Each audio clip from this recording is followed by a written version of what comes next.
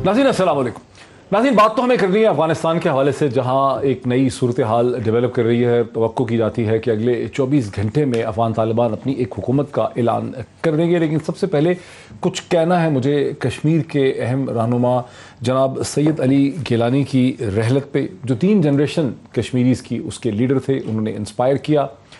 और जिस तरह से हिंदुस्तान की ऑक्यूपेशन फोर्सेस ने जिस तरह से उनकी रसूमात अदा की, उनकी दफन होने की रसूमात को जिस तरह से वैली में और श्रीनगर में कर्फ्यू लगा के अदा किया गया, वो ना सिर्फ ये कि बहुत ही बद तहजीबी थी, बहुत ही ज़ालिमाना इकदाम था, बल्कि ये भी शो करता है कि हिंदुस्तान की जो काबिज़ अफवाज हैं वो कितनी खौफज़दा हैं कि अगर कहीं पर भी चंद सौ कश्मीरी इकट्ठे होंगे तो फिर वहाँ पर जो नारे लगेंगे, जो सीन होंगे, जो सूरत हाल होगी, वो उनके कंट्रोल से बाहर हो जाएगी। और किस तरह से कश्मीरी मुसलमानों को एक जबर के ज़रिए जो बंद करके रखा गया। हम अफ़गानिस्तान की जब बात करते हैं, और अफ़गानिस्तान के मुकाबले में कहीं ज़्यादा एक इललेजिटिमेट अमेरिका की ऑक्यूपेशन से कहीं ज़्यादा ज़ालिमाना और इललेजिटिमेट ऑक्यूपेशन हिंदुस्तान की है मकबूजा कश्मीर में। और उसका अक्स और उसका जलवा जो है हमें कल रात को देखने में मिला।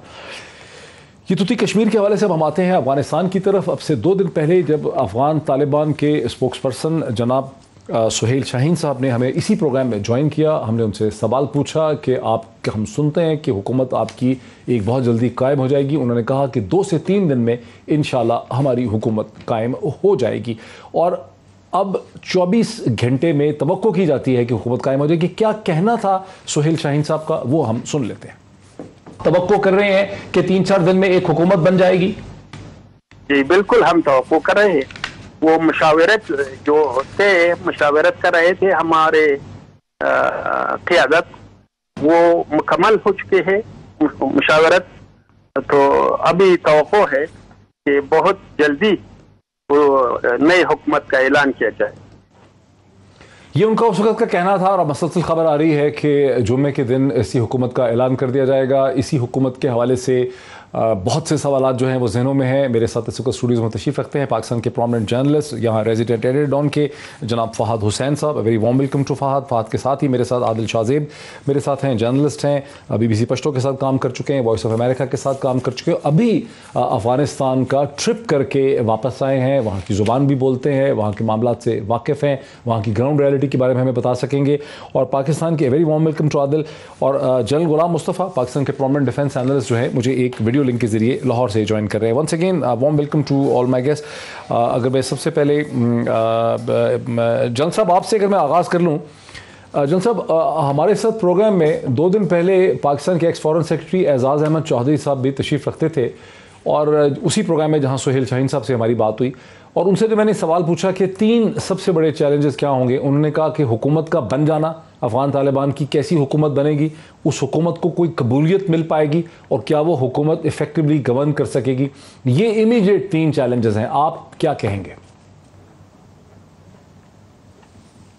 देखिए, मेरी नज़र में हुकूमत बन जाना कोई इतनी बड़ी बात नहीं होगी।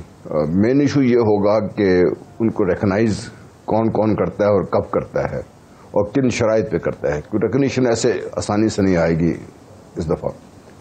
और दूसरा ये है कि चूंकि इंस्टीट्यूशन सारे ही अफगानिस्तान के तकरीबन तहलील हो चुके हुए हैं, उनको दोबारा अपने पाँव पे खड़ा करना, उनको आगे लेके चलना, जिसके लिए उनको बहुत ज़्यादा फाइनेंशियल्स की ज़रूरत है, ये मेरा ख्याल चैलेंजेस हैं उनके। और मेरा जो जहाँ तक मेरी इत्तलात हैं, वो इन चैलेंज को समझ रहे हैं, और उनका ख्याल ये है कि वो इन चैलेंज से निपट लेंगे, और इनके साथ जो पेरिफेरल इश्यूज हैं वो उनको इस वक्त सॉर्ट आउट कर रहे हैं, और हुकूमत साजी भी उनकी हो जाएगी। और हुकूमत साजी में कुछ उनको मेरे ख्याल यकीन दहानियाँ कराई गई हैं, और कुछ उनसे यकीन दहानियाँ ली गई हैं, और America is in contact with हम, जो मेरी इत्तलात ये हैं। और अमेरिका इस सिलसिले में उनसे कोई शराइत है। यकीन दहानियाँ जनरल साहब किसने करवाई हैं? आप कहते हैं उनको यकीन दहानियाँ कराई गई हैं, किसने यकीन दहानियाँ करवाई हैं आप समझते हैं? देखिए जी, मैं अपना तजिया वो आपके सामने पेश करता हूँ। नंबर 1 तो यकीन दहानी मेरा ख्याल ईरान की तरफ से आई होगी उनके पास, क्योंकि ईरान का बहुत बड़ा स्टेक है अफगानिस्तान में। दूसरा बहुत बड़ा जो था तुर्कमेनिस्तान का, ताजिकिस्तान का और उज़्बेकिस्तान का, जहाँ से इत्तलात ये थी कि तुर्कमेनिस्तान की तरफ से या ताजिकिस्तान की तरफ से ये सपोर्ट होगी, और ये जो पंजशीर वाले हैं या और जहाँ पे जो लोग हैं उनको जो सपोर्ट दी जाएगी अगर ये अखवान की बात नहीं मानते, तो वो भी एक इशू था। जो मेरा अपना ख्याल ये है कि उनके साथ भी इनकी बातचीत मुस्बत रही है, और वो भी शायद अब हाथ उठा लिया है उन्होंने, जो शुरू में ख़तरा था कि ये होगा। मेन इशू होगा कि रशिया किन कंडीशन के साथ अपने मामला तय करता है। उनके सारे रीजन में in the north of Afghanistan, वहाँ पे the major player is Russia, no doubt about that. उनके साथ कैसे ये होती है वो एक इशू होगा।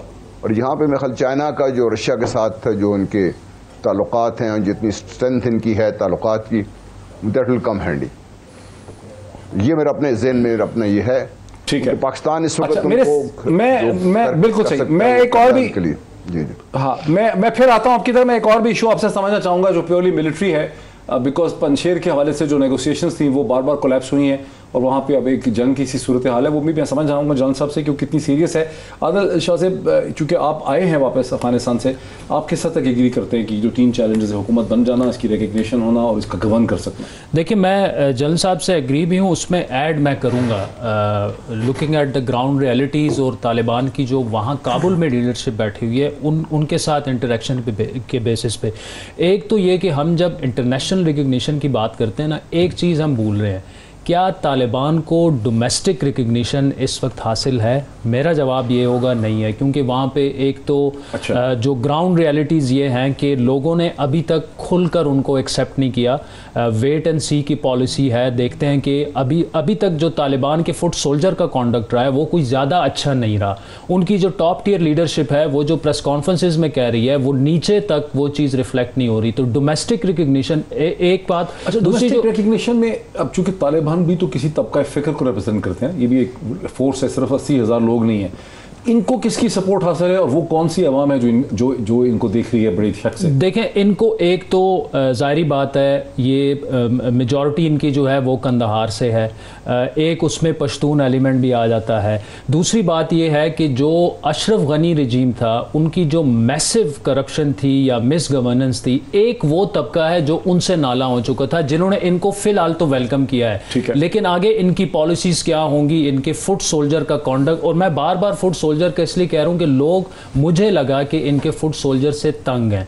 जो ऊपर की इनकी टॉप टियर लीडरशिप है वो चीजें नीचे रिफ्लेक्ट नहीं हो रही, उनका बिहेवियर उस तरह से नहीं है, डिस्कनेक्ट वो मुझे नजर आ रहे हैं। दूसरा जो एक ये मुझे लगा कि तालिबान का जो एक आइडियोलॉजी से प्रैग्मेटिज्म की तरफ का सफर है वो दरमियान में कहीं रुका हुआ है, क्योंकि अगर तालिबान का वो फुट सोल्जर जो कि 20 साल पहाड़ों में लड़ा है और वो जिस इस्लामिक रिवोल्यूशन के लिए लड़ा है, अगर वो होता हुआ नहीं देख रहा तो वो रेजिस्ट करेगा। और वही चीज़ हमें काबुल की सड़कों पर उनके फुट सोल्जर के रवैये से भी रिफ्लेक्ट होती नज़र आ रही है। तो दूसरा बड़ा चैलेंज तालिबान का ये है सिक्योरिटी सिचुएशन को संभालना, क्योंकि अगर इनका ये फुट सोल्जर डिफेक्ट कर जाता है दाइश की तरफ तो उनको यहाँ से बिल्कुल कर सकता है। क्योंकि अगर देखें ना, अगर वो ये कहते हैं कि जी आप तो वो इस्लाम लेके नहीं आए जिसके लिए हम लड़े थे, कहाँ है वो इस्लाम? देखिए, इनको जब दाइश स्ट्रेंथन हुई थी अफगानिस्तान में, ये वो वक्त था डॉक्टर साहब जब दोहा में इनके ऑफिसेस तालिबान के कायम हुए थे,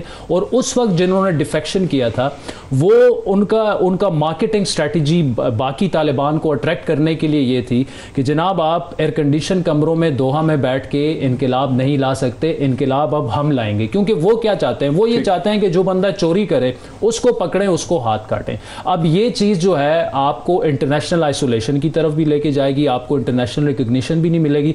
तो ये चैलेंजेस तालिबान को डोमेस्टिक उस पर ये हैं, बिल्कुल हैं। और दूसरी जो अफगान सिविल सोसाइटी है ना, देखिए 1996 में जब अफगानिस्तान में तालिबान रूल कर रहे थे, उस वक्त का अफगानिस्तान और 2021 का अफगानिस्तान बहुत ज़्यादा उसमें फ़र्क आ चुका है। आज के अफगानिस्तान में मैंने काबुल जलालाबाद की सड़कों पे तालिबान को अब वहाँ की ख़वातीन को, नौजवानों को चैलेंज करते देखा है कि जी हमारा जो कौमी परचम है, मिली बैरग है, जी, उसे आप क्यों जो है वो धुतकार रहे हैं, तालिबान पीछे हट गए, उस पे तालिबान पीछे हट गए। फहद को भी ठीक है जी आ जाए। और एक आज जो हेरात में ख़वातीन ने मुजाहरा किया है कि जी इंक्लूसिव गवर्नमेंट है, ख़वातीन को उसमें हिस्सा दें। 1996 के अफगानिस्तान में ऐसा नहीं होता था। तो एक सिविल सोसाइटी उनकी बड़ी स्ट्रॉन्ग सामने आ चुकी है। से ज्यादा वहाँ लोग भी सोसाइटी। अफाद साहब, ये बड़ी इंटरेस्टिंग उन्होंने बात की कि दाइश को भी लोग ज्वाइन कर सकते हैं, तो इसका मतलब है कि जो दाइश का डिज़ाइन जिस फोर्स ने बनाया है उसने ये सोच के बनाया है कि तालिबान अगर मॉडरेट होना चाहें या मॉडर्न होना चाहें तो उनके रैंक एंड फाइल हाईजैक होकर दूसरी तरफ फॉल कर सकते हैं। यानी ऊपर से उनकी लीडरशिप प्रैग्मेटिज्म दिखा रही है दुनिया को एक्सेप्ट होने के लिए, लेकिन ज़्यादा प्रैग्मेटिक होंगे तो रैंक एंड फाइल उनको बेटरे करके दाइश में जा सकती है। तो दाइश एक बड़ा इंटरेस्टिंग डिज़ाइन होगा, ये यानी इंटरेस्टिंग भी और खौफनाक भी। लेकिन अभी शुरू में आपने डॉक्टर साहब बात की सईद अली गिलानी साहब की, तो अगर आप मुझे इजाज़त दें तो मैं छोटा सा एनेक्डोट आपको सुनाऊं। 2004 में जनरल मुशर्रफ की गवर्नमेंट थी और वो इंडिया के दौरे पे गए थे, आपको याद हो क्रिकेट डिप्लोमेसी हो रही थी। अच्छा, वो दिल्ली में मैं भी गया था, तो वहाँ अब एक होटल में जिस तरह होता है ठहरे हुए थे सारे, तो हमारे एक वहाँ पे लोग जानने वाले थे वहीं के, उन्होंने कहा जी आपने गिलानी साहब को मिलना है। मैंने कहा जी मैं इधर आया हूँ, बिल्कुल मिलना है, यानी 2004 का टाइम था। वो कहते हैं जी हमें खामोशी से निकलना है, आप ऐसे नहीं जा सकते। वो खामोशी से मुझे होटल लेके निकले, दिल्ली में रिक्शे में बिठाया। रिक्शे में हम सफ़र करते हुए दिल्ली की गलियों से किसी एक जगह पे पहुँचे जहाँ पे इनका कोई घर था, वहाँ पे वो हमें अंदर लेके गए बड़ी खामोशी से। तो वहाँ पे गिलानी साहब मौजूद थे और नीचे वो फर्शी नशिस्त थी, गाँव तकिए थे और कालीन था, और वहाँ पे बैठ के उन्होंने फिर घंटा एक लगाया, बड़ी खातिर मदारत की कश्मीर के बारे में, ऐसी उस तरह की इंसाइट्स थी जो कभी सोचा भी नहीं था मैंने। So he was a wonderful person that way. मेरा पर्सनल है और बहुत बड़ा लॉस है कश्मीर के लिए, तो मैंने कहा आपने जिक्र किया तो मैं भी साथ उसके बड़ा अच्छा किया कि आपने ये बताया कि कैसी शख्सियत, बहुत, यानी कि देखें ना कितना बड़ा इंटर जनरेशनल जो एक कनेक्ट है कश्मीर कॉज का, वो यही थे ना, और बिलीफ था टिल एंड उनका एक बिलीफ था, कन्विक्शन। पाकिस्तान में भी लोग आए और चले गए, वहां भी आए चले गए, दिल्ली में भी लोग आए चले गए, एक कोई कांस्टेंट अगर रहा है तो वो ये थे, you know, he was the institutional memory एक तरीके की। बहरहाल बहुत बड़ा लॉस है उसके लिए। डॉक्टर साहब, ये दाइश वाला मामला जो है ना, ये आदिल हो के आए, जाहिर बात है इनसे बेहतर कौन जानता है। इंटरेस्टिंग बात आदिल, लेकिन ये जितनी इंटरेस्टिंग है उससे ज्यादा खतरनाक भी है, क्योंकि ये बात इनकी दुरुस्त है कि तालिबान 2.0 जो है उसकी प्रैग्मेटिज्म जो है वो तालिबान 1.0 से कहीं ज्यादा है, कम से कम जो क़यादत है। लेकिन ये कोई एक मुनज़्ज़म फोर्स तो नहीं है उस तरीके से जिस तरीके से यानी एक मॉडर्न आर्मीज होती हैं। तो रैंक एंड फाइल में वो उस तरह का डिस्कनेक्ट, खास तौर पे उस नजरिए पे जिसकी बुनियाद पे ये 20 साल से जंग लड़ रहे थे। लेकिन रेगुलर आर्मी के सोल्जर्स के ऊपर भी प्रेशर पड़ता है जब उनको जो आइडियोलॉजी में आपने रेज किया होता है उस आइडियोलॉजी से पीछे हटते हैं। तो तालिबान तो आर्मी है नहीं, सही कह रहे। तो देखिए ये वही चीज़ है। और दूसरा ये कि अगर तालिबान जो है उनकी जो लीडरशिप है, अगर वो थोड़ा सा इस साइड पे मूव करती है सेंट्रिस्ट पोजीशन पे, प्रैग्मेटिज्म की वजह से और गवर्नमेंट फॉर्मेशन और गवर्नेंस की जो रिक्वायरमेंट्स हैं उसकी वजह से, और उनके रैंक एंड फाइल को लगता है कि ये तो वो नजरिया नहीं है जिसकी बुनियाद पे 20 साल हमने लड़ा है, तो उनके पास एक ऑल्टरनेटिव है दाइश का, और उस दाइश ने अपनी जो कुव्वत है उसका मुजाहरा उस दिन एयरपोर्ट पे कर दिया है। तो मेरे ख्याल में जितना ये अफगानिस्तान के लिए मसला बन सकता है उतना ही हमारे लिए भी है। ये दाइश किसके इंटरेस्ट में खेल रही? अब ये तो मुझे नहीं पता, कंस्पिरेसी थ्योरीज तो बहुत हो सकती हैं, लेकिन फैक्ट इज हामिद करज़ाई साहब की स्टेटमेंट तो आपको याद है। देखिए मोस्ट रेडिकल एलिमेंट तो इस टाइम दाइश का ही है ना, जो रेडिकल एक्सट्रीमिज्म है। टीटीपी के कई लोग हैं, वो कौन साहब थे जो पहले यहाँ पे तर्जुमान थे और वो दाइश में जाके ज्वाइन कर लिया उन्होंने। तो दाइश एक एक्सट्रीम रेडिकलिज्म के लिए एक ऑप्शन बना हुआ है, उसको अफगानिस्तान की सरजमीन मिली हुई है, वहां से अमेरिका का सेंट्रल कंट्रोल हट चुका है और तालिबान का उस तरीके से कंट्रोल अभी तो नहीं है। ये बड़ी इंटरेस्टिंग अभी वापस अगर जल साहब, ये तो फिर अगर इसको हम ये अस्यूम करें कि दाइश जाहिर है एक लैब क्रिएटेड स्क्रिप्ट है, जिन्होंने इसको स्क्रिप्ट को लिखा है, बनाया है, उन्होंने बहुत सोच समझ के दाइश को प्लेस किया अफगानिस्तान में, क्योंकि अगर तालिबान ज़्यादा प्रैग्मेटिक, मॉडर्न और एक्सेप्टेबल बनने की कोशिश करते हैं तो उनका रैंक एंड फाइल जिस आइडियोलॉजी में बिलीव करता है वो तो फिर दाइश उसको रिप्रेजेंट करती। देखिए इसमें थोड़ी सी मैं एडिशन अगर कर दूं, देखिए जो कह रहे थे ना आदिल कि भाई अफगान तालिबान की हम जब बात करते हैं तो वो एलिमेंट्स जो मुस्तफीज होते रहे हैं पिछले दौर हुकूमतों में 20 साल में, वो भी, और मत बोलिए कि फौज थी इनकी 3 लाख की, वो मेल्ट तो हो गई है, लेकिन वो गए कहाँ पर हैं? एनडीएस के लोग थे और जो लोग जिनको बाकायदा रिक्रूट करके ट्रेनिंग दी गई थी वो लोग भी हैं जो इस वक्त फिलहाल तो चुप हैं, लेकिन वो भी उस तरह उठाएंगे। अच्छा, दाइश के बारे में एक और इंटरेस्टिंग मेरी ऑब्जर्वेशन है, आई डोंट नो इसका कनेक्ट कर सकते हैं आप डॉट्स के नहीं, ये करना चाहते हैं कि नहीं, कि ये इराक में पैदा होती है, इसे स्प्लिंटर कहती जाती है अलकायदा से, फिर अमेरिका पहुंचता है, उस वक्त अमेरिका टोटल कंट्रोल था इराक पे, और दाइश ना सिर्फ ये उसकी अपनी एक टेरिटरी थी, वो बाकायदा ट्रेड कर रहा था ऑयल पे दुनिया के साथ। फिर अमेरिका पहुंचता है सीरिया में, तो वहाँ पर दाइश का एक जो हिस्सा था नसर फ्रंट के तौर पे वो सामने आ जाता है वहाँ पे। अब अमेरिका यहाँ आया हुआ था और ये 2013-14 में जनरल राइज शरीफ जब गए हैं अमेरिका और वहाँ पे जब पहली दफ़ा वो गए हैं तो एक विजिट के एक उनकी स्टेटमेंट आई जो किसी ने ज़्यादा यहाँ पे नोटिस नहीं की। इफ यू रिकॉल उन्होंने कहा था कि हम दाइश को इस खत्े में नहीं आने देंगे। दैट वाज व्हेन हमारे यहाँ मीडिया उठा के भी दाइश है क्या चीज़। तो जहाँ अमेरिका पहुँचता है या तो दाइश मौजूद होती है यहाँ पे आके बैठ जाती है इसमें, नंबर 1। नंबर 2, तालिबान को तो कुछ सपोर्ट्स हासिल थी बहुत ज़्यादा तरफ से। दाइश को फाइनेंशियली और जो मटेरियली कौन और सपोर्ट कर रहा है इसको, कौन से ऐसे लोग हैं जो अफगानिस्तान को दाइश को इस्तेमाल करके अफगानिस्तान के साथ करना क्या चाहते हैं, क्यों करना चाहते हैं, ये बात समझने की है। और तीसरी चीज़ ये है, देखिए हम आइडियोलॉजी की बात कर रहे हैं, सब कुछ बिल्कुल ठीक बात कर रहे हैं। तालिबान की सोच और दाइश की सोच में एक बड़ा मेजर फ़र्क ये है कि तालिबान इसका जो एजेंडा है वो अफगानिस्तान ड्रिवन है। उनका अफगानिस्तान से बाहर इस वक्त कोई अब तक तो कम से कम कोई ऐसी चीज़ सामने नहीं आई। दाइश का एक जो सोच है जिसकी अब ये तर्जुमानी कर रही है वो एक इंटरनेशनलिज्म पे या पैन इस्लामिज्म पे की बात करके जा रहे हैं। तो इनका कनेक्ट उस लिहाज से तो हो सकता है कि हायर जो गन फॉर हायर हैं वो चले जाएंगे उनके पास, लेकिन in this sense that the Taliban defecting to them because of ideology, I don't think so, क्योंकि सोच में फ़र्क है। एक चीज़ और जो हमें भी याद रखनी चाहिए कि जो फुट सोल्जर है ये भी कहीं से तो आया है ना, इसने भी तो सफ़र किया है ना सारा। क्या ये तैयार है to continue to that kind of a thing? और फाइनली जो मैं फॉर एंड दिस कि जो लीडरशिप की हम बात कर रहे हैं, क्या इनका इतना डिस्कनेक्ट है इन लोगों के साथ? ये वो लोग हैं जिन्होंने मार खाई हुई है, जो ग्वाटानामा का भी सफ़र कर चुके हैं, वहाँ भी उन्होंने नुकसान उठाया है, यहाँ भी मार खा चुके हैं वो लोग।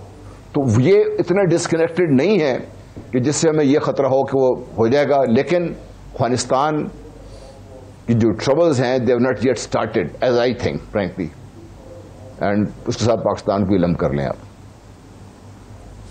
अच्छा, आप जरा रुके आदिल शाह साहब, क्विकली आप क्या समझते हैं कि आखिर जो दाइश है इसका जो पूरा स्ट्रक्चर है ये किसके इंटरेस्ट को सर्व कर रहा है स्ट्रेटेजिकली अफगानिस्तान? देखें इस वक्त तो डॉक्टर साहब एक स्ट्रेटेजिकली स्पीकिंग एक वैक्यूम अफगानिस्तान में पैदा हो गया जो तालिबान उस तरह से फिल नहीं कर सकते। अमेरिका का निकलना उससे पूरी की पूरी एक स्टेट कोलैप्स हो चुकी है अफगानिस्तान में। देखिए रशिया अब नहीं आएगा, पाकिस्तान नहीं जा सकता, चाइना नहीं आएगा, वो वैक्यूम किसने फिल करना है? वो वैक्यूम इस वक्त ज़्यादा चांसेस इसी के हैं कि जो बाकी एक्सट्रीम एलिमेंट्स हैं वो आगे आके वो फिल करेंगे। अब अमेरिका ने अपने आप को रीपोजिशन कर लिया। यहाँ पे बैठ के हम कह रहे हैं ना कि अमेरिका शिकस्त खा गया है, ह्यूमिलेशन उसको हो गई है, वो तो हो गई है, उसको वो पीछे फेंक के इस वक्त वो रीपोजिशन हो गए हैं और वो कुछ भी करवा सकते हैं और कर सकते हैं अफगानिस्तान में इन प्रॉक्सी के जरिए। के पीछे अमेरिका है? मैं ये नहीं कह रहा कि उनके पीछे है, लेकिन अगर वो चाहते हैं कि अफगानिस्तान में डिस्टेबिलिटी बरकरार रहे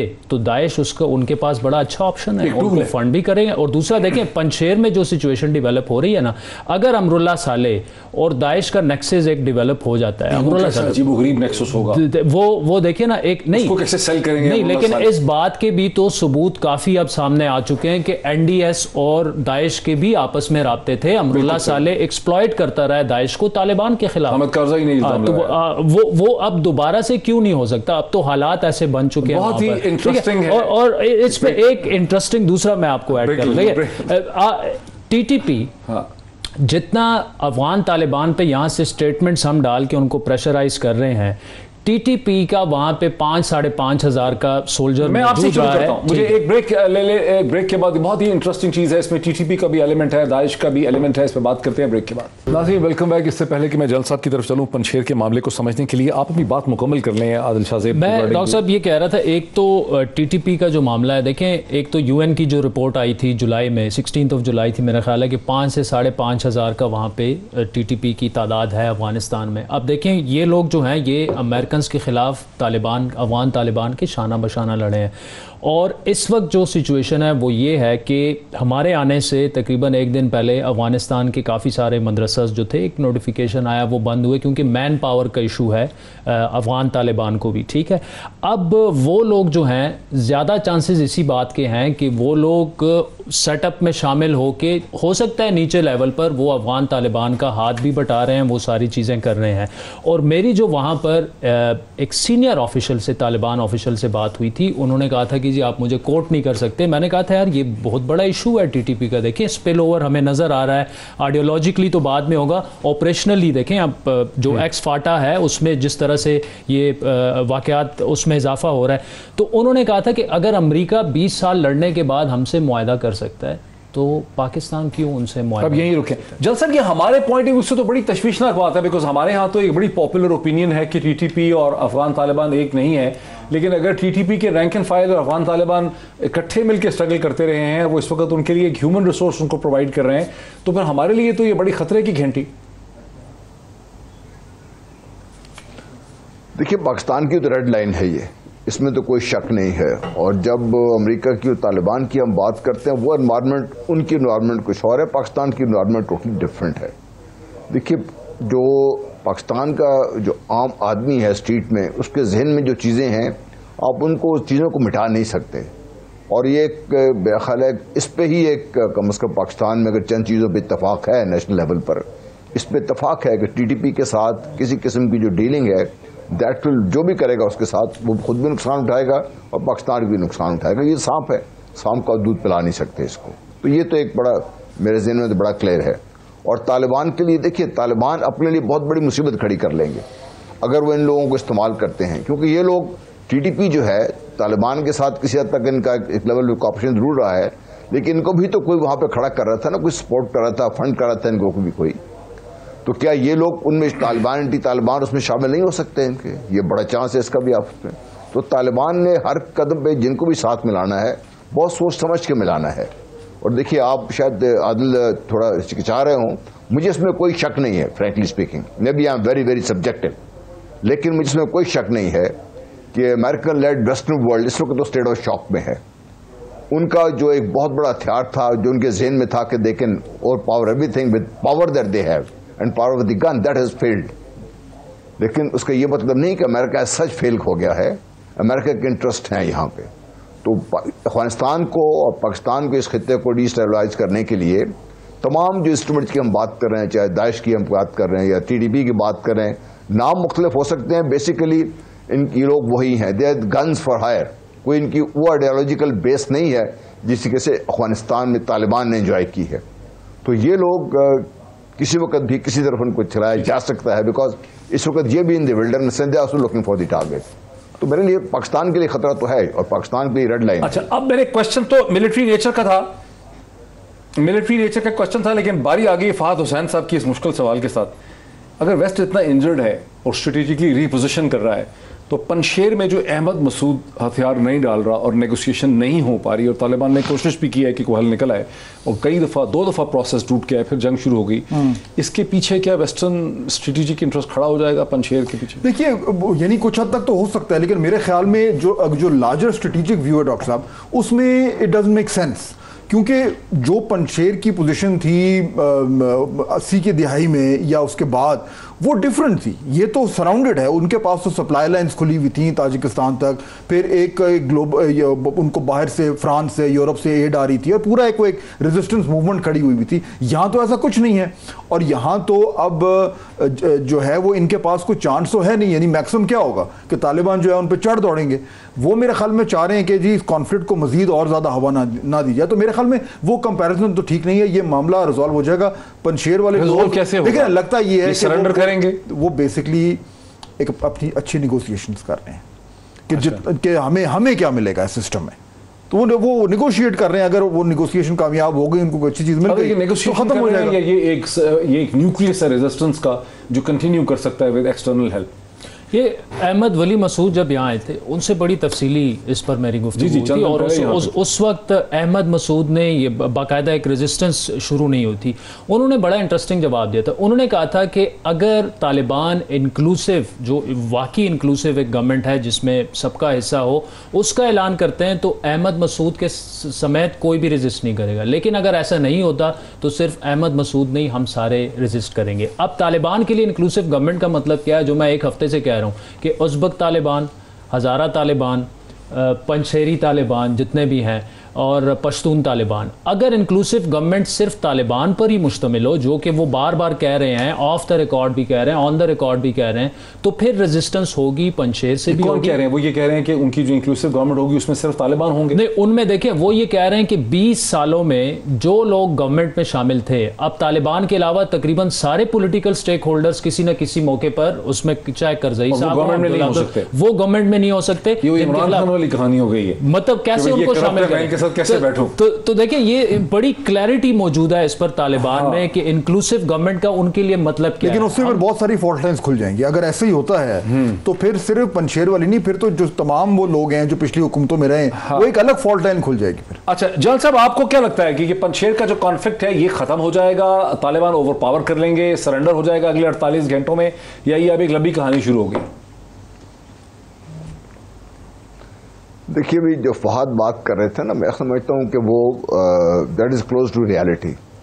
एक चीज हमें भूल जाते हैं जब हम पंजशेर की बात करते हैं, जो लास्ट टाइम जो रेजिस्टेंस था, Panjshir itself wasn't the base Badakhshan थी। बदख्शां में ऑलरेडी तालिबान बड़ी मजबूती से वहां पे मौजूद हैं। तालिबान ने इनकी जो सप्लाई लाइन्स थी, जहां पे जो पिछली दफा इनको मिल रही थी, जहां से आ रहा था सारा कुछ, ताजिकिस्तान उसको इन्हें पहले काट के रख दिया था। उसको नेगोशिएशन हो रही थी, इनका ख्याल ये था कि भाई थोड़ा लड़ेंगे, अपनी बात मनवा लेंगे, लेकिन तालिबान इस बात पे मुस्तर हैं। और जो लेटेस्ट रिपोर्ट्स आई हैं कि the major offensive has been, major attack जो आया है पंजशेर में, वो बदख्शां की तरफ से आया है, और कोई 6-7 ऐसी इंपॉर्टेंट जो हिल टॉप्स हैं उन पर तालिबान ने कब्जा कर चुके हुए हैं। वो जो पुराना ये था कि वैली में सक करके मारते, तो तालिबान उससे ज़्यादा इस गेम को अच्छी तरह समझते हैं। ये रेजिस्टेंस ज़्यादा चलेगा नहीं, और तालिबान में अपना ख्याल ये कि गलती करेंगे वो तो खैर बात की बात है, लेकिन ये कि तालिबान इस वक्त, ये जो पिछले दफा जो वाकई प्रोग्राम में मैंने बात की थी, उसको मैंने कहा था कि तालिबान इस पंजशेर एक जो कॉन्सेप्ट है ना, it's not as such for the people. एक पंजशेर को जो कॉन्सेप्ट दुनिया ने एक बड़ा सिंबल ऑफ क्या कहते हैं रेजिस्टेंस वगैरह बना के खड़ा किया हुआ है, तालिबान उसको खत्म करना चाहते हैं, और करना चाहिए, उनको कर देना चाहिए। लोगों तो इंशाअल्लाह जो है वो मिल जाएंगे। लोगों की वैली में जो इतलात हैं, वैली में लोग बहुत तंग पड़े हुए हैं, उनको तो अभी खाने का भी मसला है, उनके जो बाकी इश्यूज है। लेकिन जल साहब, ये जो पंजशेर का रोमांटिसाइज कॉन्सेप्ट बना है मगरब की दुनिया में, ये रोमांटिक कॉन्सेप्ट तो बना कि अहमद शाह मसूद जो थे, वो सोवियत एरा में जो सोवियत फोर्सेस थी, वो पंजशेर वैली को ना ले सकी। उस वक्त तो सेंट्रल एशियन रिपब्लिक से कोई उनको बैक पे रोड या लिंक नहीं मिल सकता था। उसको कैसे हम मिलिटरीली एक्सप्लेन करें कि अहमद शाह मसूद ने सोवियत फोर्सेस को पंजशेर नहीं लेने दिया? उस वक्त तो जाहिर है ताजिकिस्तान से ये कहीं से मदद नहीं आ सकती थी। देखिए मेन जो बता रहा हूं ना, मेन बदख्शां था। पंजशेर ऐसा wasn't the base of resistance की हम बात कर रहे हैं, बदख्शां था इस तरफ, उस तरह याद रखिए आप इसको। तो जब बदख्शां का जोग्राफिया देखते हैं तो इट्स नॉट ओनली ताजिकिस्तान की हम बात कर रहे हैं, उज़्बेकिस्तान भी है बीच में से, और मत भूलिए कि इनमें से कम ताजिकिस्तान की हद तक उस वक्त रूस के साथ इनके ताल्लुकात, ये सोवियत यूनियन के साथ इनके ताल्लुकात कोई इतने ज़्यादा अच्छे नहीं थे। देवर अंडर द हैंड, बेखल इनका भी सबसे बड़ा वो जो था वो रेजिस्टेंस में शामिल थे किसी न किसी तरीके से। तो ताजिक्स का दूसरे इलाकों में और इस इलाके में, या उज़्बेक्स का, तो मैं समझता हूं कि अब जो उनके लिए जो भी आ रहा है सारा कुछ है, अब वो पंजशेर वैली में बाइट सेल्फ वैली लॉन्ग है, नैरो है, ये उसमें महदूद होकर रह गए हैं, और उसको मैं ख्याल रिड्यूस कर इतना प्रॉब्लम नहीं बनेगा इनके लिए। उसका प्रॉब्लम नहीं बनेगा। आदिल, आपको क्या लग रहा है कि ये मसला ख़त्म हो जाएगा अगले 48-72 घंटों में? नहीं नहीं नहीं, मेरे ख्याल में अगर तो लड़ाई छिड़ जाती है, छिड़ी हुई है ना, वो ज़्यादा अरसे इसलिए चलेगी। लड़ाई हो रही है। अमरुल्लाह साले को साइड पे कर दें। अमरुल्लाह साले तो लड़ाई तो हो रही है, लड़ाई, लेकिन उस अभी तक फुल फ्लैज एंटर नहीं हुई पंजशेर में तालिबान की जो फोर्सेज हैं। अभी तो वो बिल्कुल पंजशेर के जो दरवाजे हैं या मेन शाहराह है उसी जगह पर वो लड़ रहे हैं, और नॉर्दर्न अलायंस जो साबिका था अभी उन्होंने उसका नाम चेंज कर दिया। वो ये क्लेम कर रहा है कि अफगान नेशनल आर्मी लड़ रही है। हाँ, CNN पंजशेर को कहता है अफगान नेशनल आर्मी। उनके काफी सारे लोग वहां गए भी हैं। अच्छा। पंजशेर में इस वक्त जो मौजूद है, अमरुल्लाह साले के साथ जो गए हैं, तो उनका फ्रंट तो ये क्लेम कर रहा है कि जी हमने अभी तक एंटर नहीं होने दिया तालिबान को, लेकिन तालिबान अदरवाइज क्लेम कर रहे हैं। उस वक्त देखिए उनके पास 10 से 12 हज़ार फाइटर्स मौजूद हैं। अहमद शाह मसूद की लेगेसी को जो अभी तक प्रोटेक्ट करते आए हैं और जो उनका दावा ये है कि ये नाकाबिल शिकस्त रहा है अहमद शाह मसूद, तो अहमद मसूद भी नाकाबिल शिकस्त रहेगा। लेकिन जो इनके पॉलिटिकल फेस हैं जो मसूद फैमिली के, अहमद वली मसूद, अहमद जिया मसूद, वो इस्लामाबाद में यहाँ पे उनकी मुलाकातें वगैरह। अहमद जिया मसूद को तो ये ख्याल था कि पंजशेर जो है वो एक्सेप्ट नहीं करेगा अमरुल्ला साले को, वो मुझे कहा उसकी एक वजह ना, देखिए अमरुल्ला साले ने वहां से कितने वोट लिए थे जब वो इलेक्शन में खड़े थे, बड़े कम वोट लिए थे। अभी तक उनको ताना दिया जाता है अफगानिस्तान में भी, तो उनकी उतनी पॉपुलैरिटी नहीं है। देखिए अमरुल्ला साले को वेस्टर्न मीडिया जो है वो चूंकि एक वाइस प्रेसिडेंट रहा है, एक वो एंटी पाकिस्तान भी उसमें जो उसकी स्पीचेस हैं या वो जो बार बार कह रहा है उसको प्रोजेक्शन दे रहा है।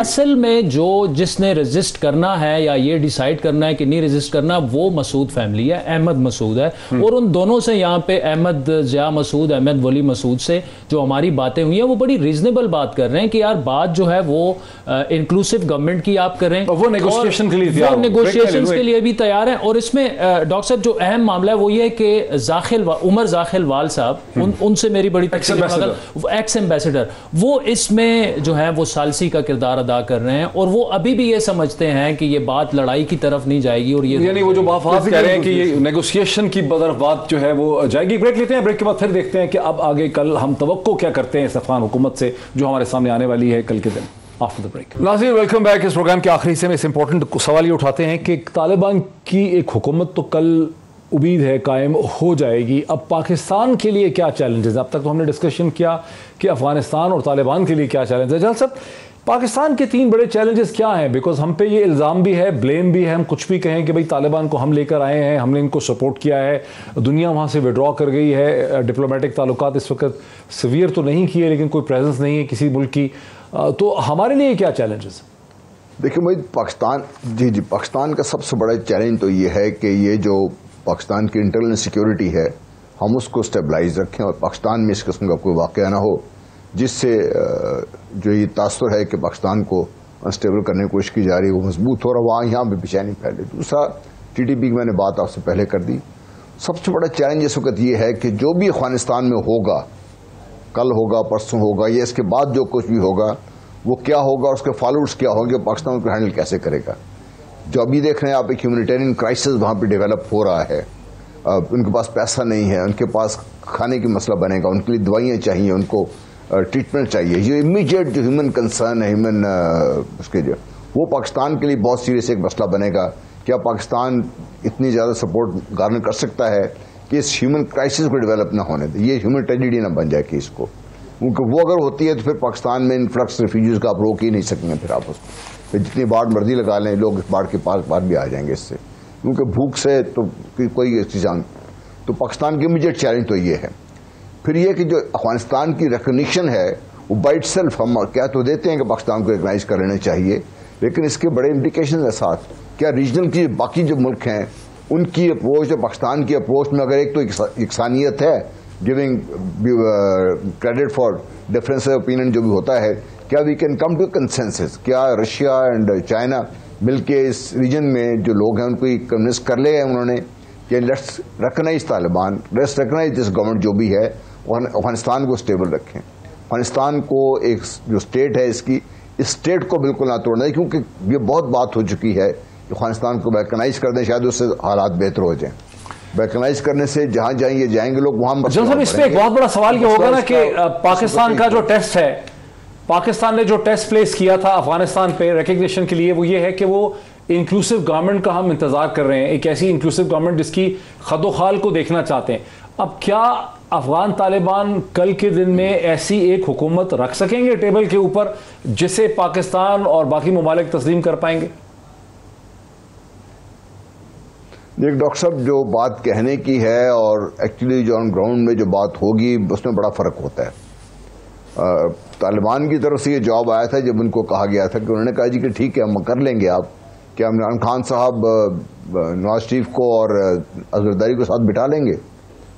तो उनके अपने तरीकाकार है इसका लुक करने, चीज़ों को देखने का। और मेरा नहीं ख्याल कि वो जो इंक्लूसिवनेस की हम जो बात कर रहे हैं, जो एक वाइड सेंस में बात कर रहे हैं, वो तो वो देंगे कि आम भी लोग आ रहे हैं, बीच में लेडीज भी आ रही हैं, सारा कुछ आ रहे हैं, लेकिन जो ख्याल है ना दुनिया का कि जो उनके एलिमेंट्स ओपोनेंट्स है, शदीद पॉलिटिकल ओपोनेंट्स रहे हैं, जिनको बैटल फील्ड में जिन्होंने उसको अपोज किया है, उनको वो शामिल नहीं करेंगे। ठीक है, अच्छा मेरे साथ है ये। वैसे वफाद, मैं आपको याद कराऊं कि 2 दिन पहले जब सुहेल शाहीन साहब से मैंने सवाल पूछा कि क्या आपकी इस इंक्लूसिव हुकूमत में ख़वातीन भी होंगी, तो उन्होंने कहा कि ख़वातीन हुकूमत में भी हैं, फ़ौज में भी हैं। उन्होंने आगे से ये जवाब दिया। इसका मतलब ये जो शूरा, ये कैबिनेट बननी है, इसमें ख़वातीन नहीं वो तवक्को कर रहे।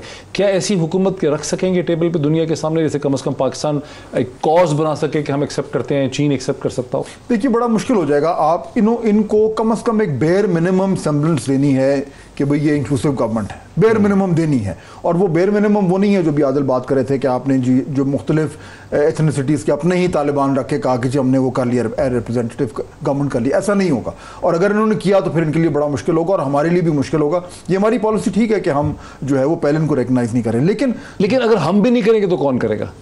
पर देखें ना, ये तो बहुत बड़ा चैलेंज है, इशू है उनके लिए। ये तो तालिबान अब वही है ना कि 2.0 तालिबान मुख्तलिफ है भाई। अगर वो ये काम भी नहीं कर रहे तो फिर वो मुख्तलिफ कैसे हैं? और उसके लिए उस गवर्नमेंट का सर्वाइव करना, जहां पे अभी हम जिक्र कर रहे हैं कितने फॉल्ट लाइंस हैं, उसमें अगर उसको रिकग्निशन भी नहीं मिल रही और पैसा भी नहीं मिल रहा और कोई असिस्टेंस भी नहीं मिल रही तो कैसे survive? Last time Pakistan, Saudi Arabia और यूएई ने 1996-97 में एक्सेप्ट कर लिया था और किसी ने नहीं किया था। हालांकि अमेरिकी कोशिश करते रहे, कर नहीं सके।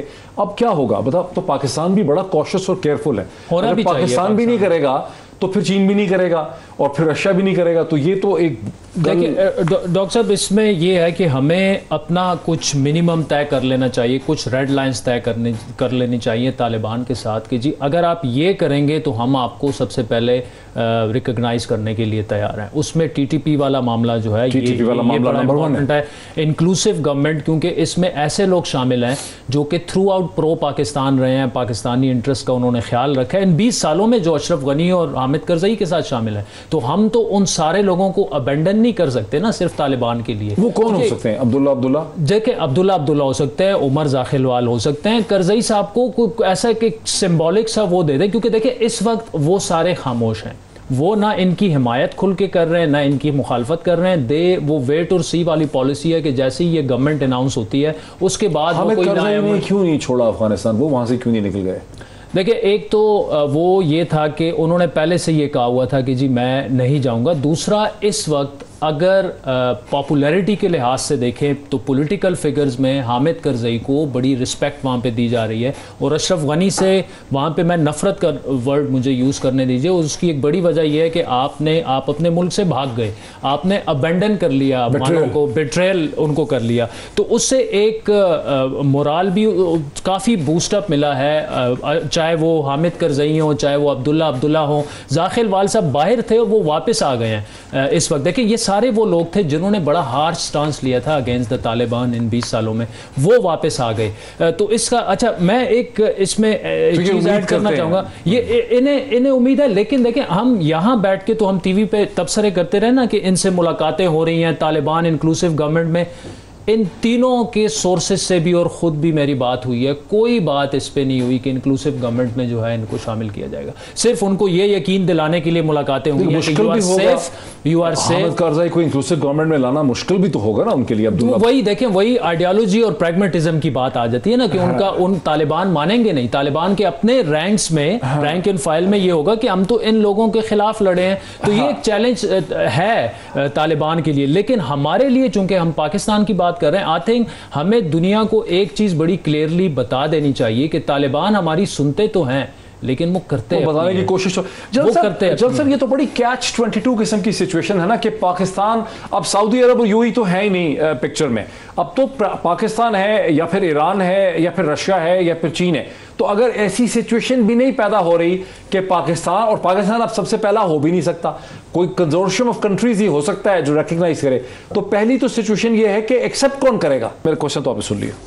देखिए मेरे ख्याल में सबसे बड़ा इशू यही है कि ये रिकग्निशन नहीं आएगी जब तक उस तरह की गवर्नमेंट नहीं आती जो एक बेयर मिनिमम है।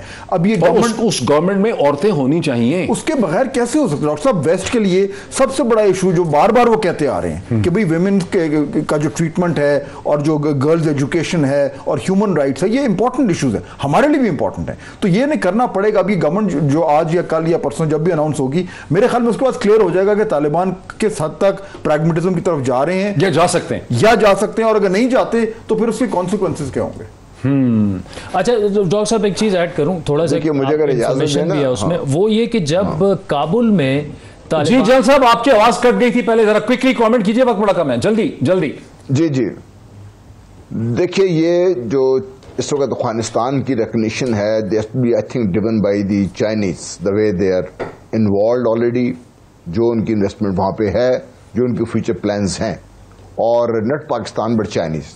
हमें ये नहीं भूलना चाहिए कि बहुत बड़ा प्लेयर जो अफगानिस्तान में रहा है भारत को भी हमें याद रखना चाहिए कि भारत ने रिकग्नाइज तालिबान, जिस शेप में भी ये गवर्नमेंट बनेगी उसमें, तो पाकिस्तान के लिए शायद रिकग्नाइज करने के जो स्टेज आएगी पाकिस्तान के लिए इतनी मुश्किल शायद ना रहे उस वक्त।